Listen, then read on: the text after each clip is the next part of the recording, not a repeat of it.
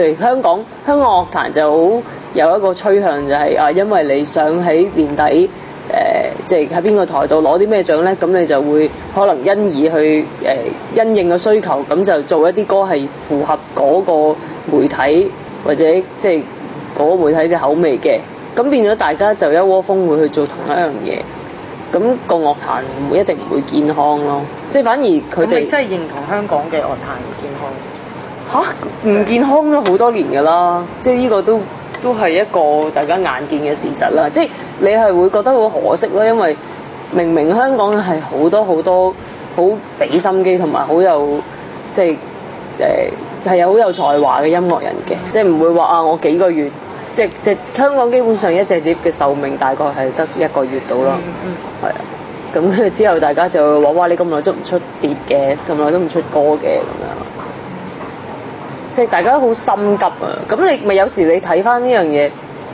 你都會好即係好對呢個樂壇好心痛嘅，因為即係明明我哋有咁多有質素嘅音樂人，但係即係點解硬係好似呢幾多年咧？即係呢7-8年6-7年，大家好似對廣東市場嗰個注目係越嚟越低咯。即係點解會咁樣？但係佢唔係唔中意聽嘅喎。即係我去到台灣，其實有啲好多台灣朋友都會覺得要求高嘛。唔關事嘅，係唔知點解大家慢慢就冇咗個注目咯。咁同埋我覺得都係講緊我哋個樂壇唔夠團結咯。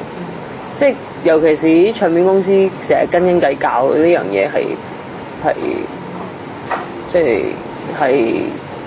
整死個樂壇嘅其中一個原因咯。